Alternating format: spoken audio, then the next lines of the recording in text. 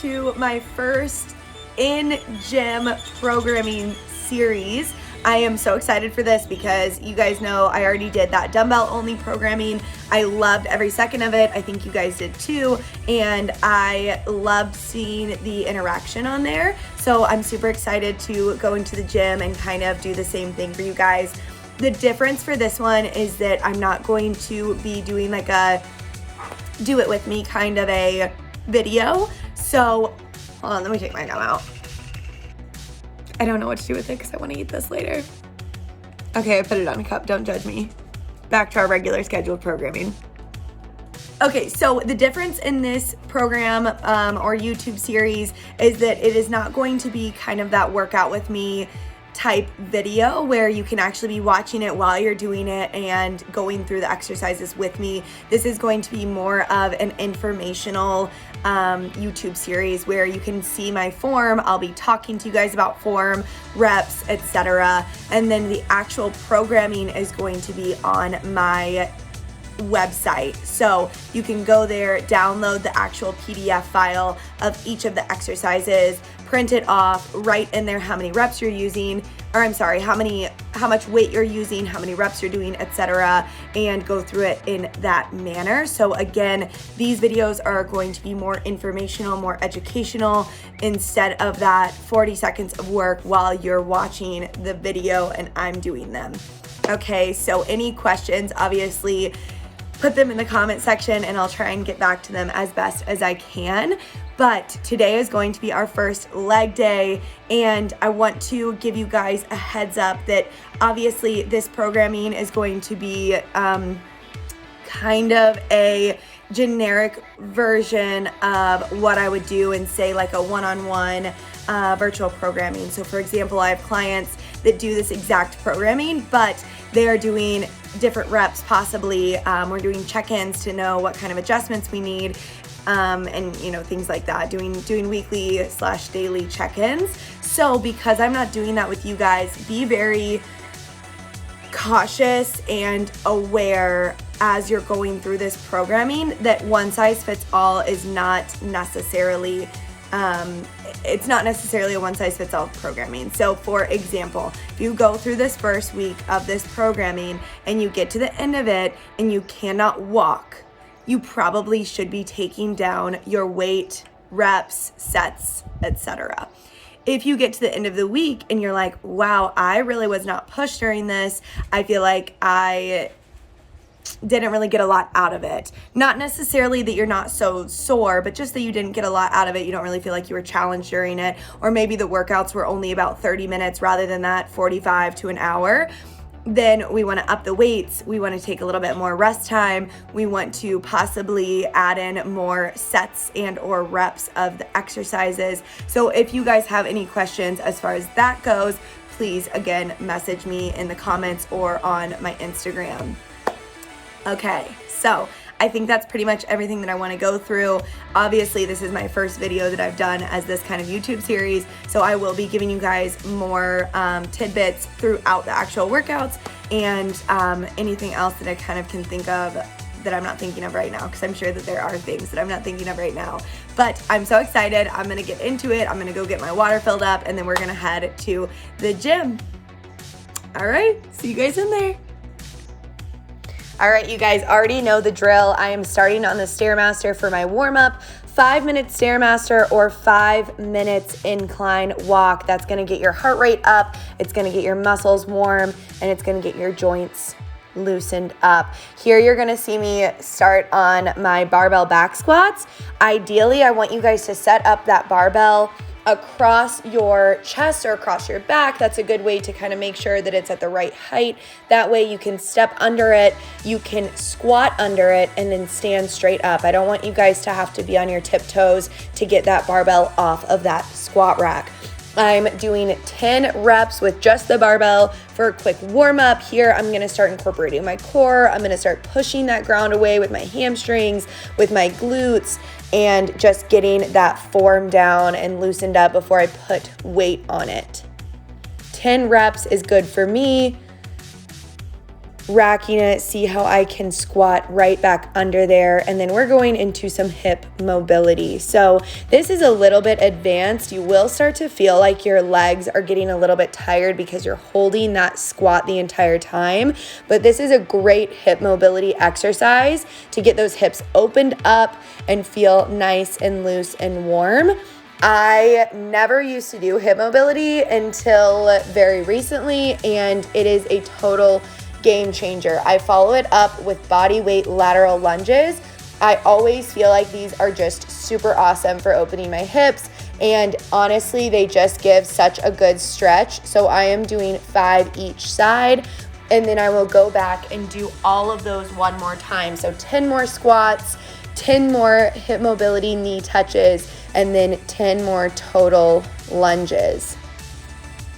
All right, you guys, so we are getting into our first set of back squats here. I went ahead and threw on 45s. This is a great starting weight for me. Remember that I am an advanced lifter. So if you are more of a beginner or an intermediate, you might have to start a little bit lighter. And remember, rule of thumb is that first set of 10 should feel challenging but doable. And you should get to the end of the 10 thinking, okay, that was hard, but I probably could have done 3 to 5 more reps. Making sure that we're keeping our cores tight, pressing that ground away, pressing through our hamstrings and our glutes. All right, racking that weight, seeing how I set that weight down from that squat position, and then making sure that we get ample rest time. So I kind of just hang out, listen to my music, and take about 2 minutes between each of my 10 reps. Back to it, I wanted to show you guys from another angle just so that you guys could see how my hips sink back here. So another rule of thumb is that glutes want to move back before knees start to bend. That's going to make sure that your knees are not going too far over your toes, and it's going to give you better form in those squats. Again, making sure that you are locking that core in. Ideally, you shouldn't really have to do core exercises whenever you're doing heavy lifts, because those heavy lifts should be incorporating your core throughout.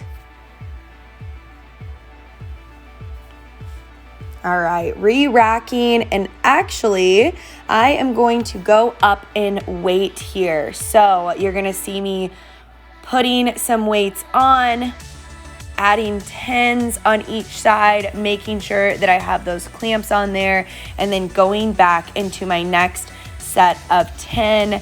I am so upset I did not record my last set of these exercises, but each set should be progressively getting harder. You should feel like that first set, you probably could have done 3 to 5 more. That second set, maybe 2 to 3 more. That third set, 1 to 2 more. And then that fourth set, you're getting to the end. It's definitely challenging, but you can get through those 10 reps without actually setting the bar down and starting over. Again, even as that weight is progressing, we want to make sure that we're only progressing if our form is still good.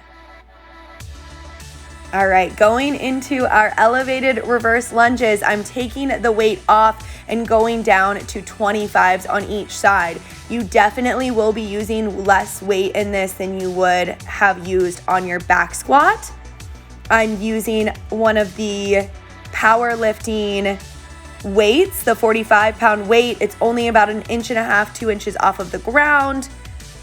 Here you're gonna see that I placed it way too close to the rack, so I'm gonna have to scoot it back a little bit.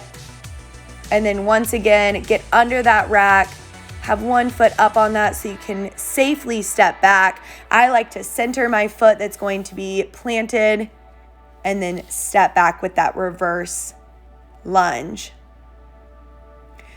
During these elevated reverse lunges, the way to feel them in your hamstring and glutes is to make sure that the majority of your weight is in that front leg. Your back leg will have a little bit of weight, especially since this is an elevated lunge. However, the majority of the weight is on that front leg. Okay, back leg is mainly for stability, for balance. Front leg is where all of that weight pushes through. And again, we're pushing through that front hamstring, through that front glute. This is a wonderful, wonderful glute exercise. You should be feeling it right between where that hamstring meets the bottom of that glute. We're safely re-racking, and then I use this weight for all of the sets of this exercise. So moving on to our step downs. These are going to be very similar to step ups. Obviously, step ups are the more popular version of this, and I'm actually going to show you a few different weights, types of weight, and amount of weight that I use during these. However, I want you guys to see the difference between step ups and step downs. So here again, I'm doing step downs. We're starting at the top. That's the starting position. I'm slowly lowering myself down to the ground, barely tapping that toe, and then coming right back up. And again, this elevated step down is going to be incorporating and recruiting those hamstrings and those glutes more so than your step ups will. So slow and controlled movements, definitely not a race on this one, taking your time with it. And the goal is to tap that back toe as lightly as possible. Okay, so I wanted to show you guys from a different angle, and also I'm using different weights here. So obviously in that first set, I was using a plate. It actually was a 25-pound plate, just for reference. Here I'm using two 20-pound kettlebells. So that first set just wasn't challenging enough for me, which is why I switched the weights. This is actually the first time that I've done this exercise with kettlebells instead of a plate or dumbbells, but I really enjoyed it. They didn't get in the way, which I kind of was worried about. So I really liked it, and I feel like kettlebells are a little bit easier to hold for long periods of time. But again, even with that extra weight, you can see that I'm not compromising my form. I'm still coming down, tapping that toe as quickly and as gently as possible, and then pushing that ground away with my hamstrings and glutes on that top foot.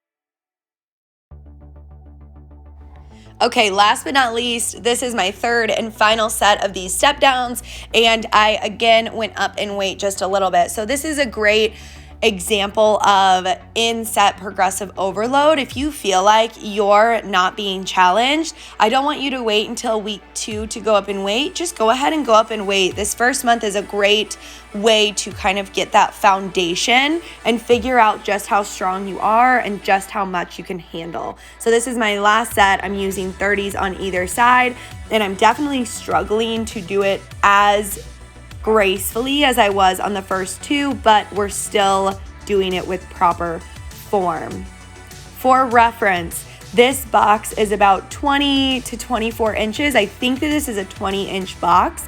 I don't want you guys going any taller than that. So see how my knee stops below my hip? If you're coming down to the ground and that top knee is elevated higher than your hip, then it is too high.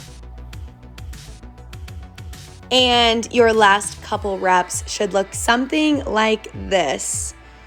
Woof. All right, going into our favorites, Bulgarian split squats. And I want to point out something super specific here, and that is how I lean my chest forward and put all of that weight into that front leg.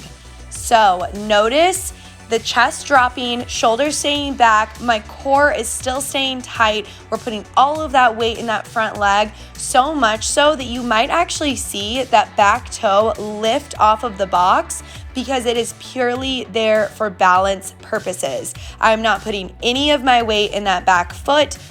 And if you look again, see how you can kind of see that toe lift up off of the bench a couple of times throughout.